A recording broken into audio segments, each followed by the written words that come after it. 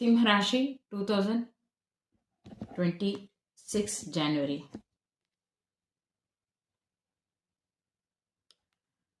Relationship card very good. Relationship చాలా బాగుంటుంది. Next cheating card.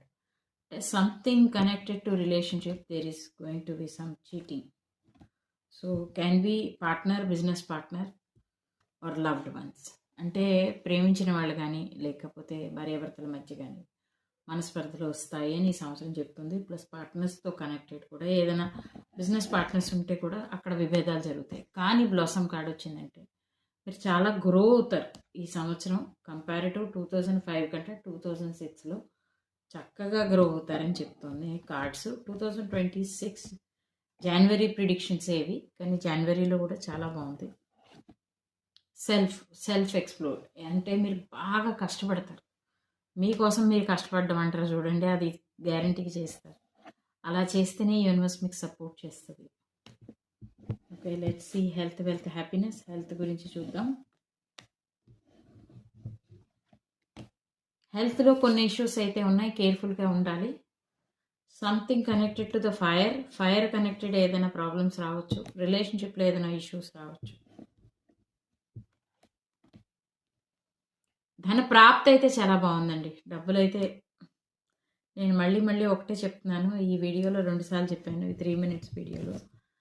ధనం గురించి మాత్రం మీరు ఈ సంవత్సరం చూసుకోగలరు. గ్రోత్ అయితే చాలా ఉంది.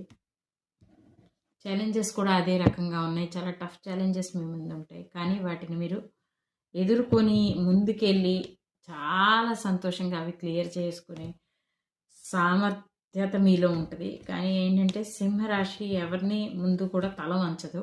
అది ఒకటే పెద్ద సమస్య. ఒకవేళ తల వంచకపోతే మీకు మీ ఫ్యామిలీలో శత్రువులు పెరుగుతారు. అది చాలా కష్టం. అలా శత్రువులు మిమ్మల్ని అంటే అసహించుకునే వాళ్ళు ఎక్కువ మంది అవుతారు. జెలసీ ఫీల్ అయిన వాళ్ళు ఎక్కువ మంది ఉంటారు.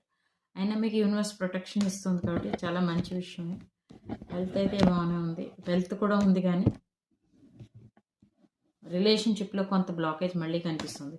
స్టార్టింగ్ కార్డ్స్లో లవ్ కార్డ్స్ వచ్చినాయి, చాలా బాగుంది అనుకున్నాను, కానీ కొంత బ్లాకేజ్ బహుశా మీ బిజినెస్ పార్ట్నర్షిప్లో ఎక్కడో మీకు కొంచెం ఈ మంత్లోనే మీకు అలర్ట్ వచ్చేస్తుంది. సంథింగ్ ఏదో బ్లాక్ చేస్తుంది అన్నది మీకు అర్థమవుతుంది. ఎంత కష్టపడుతున్నా ఈ ప్రాజెక్ట్ ఎందుకు ముందుకు వెళ్ళలేదా అనిపిస్తుంది. అలాంటప్పుడు రీబర్త్ కార్డ్ వచ్చిందంటే చాలా హార్డ్ వర్క్ చేయాల్సి ఉంటుంది. చాలా హార్డ్ వర్క్ చేయాలి. చేస్తేనే మీకు గ్రేట్గా ముందుకు వెళ్తారు, లేకపోతే వెళ్ళలేరు. ఈ పాయింట్ చాలా గుర్తుపెట్టుకోండి.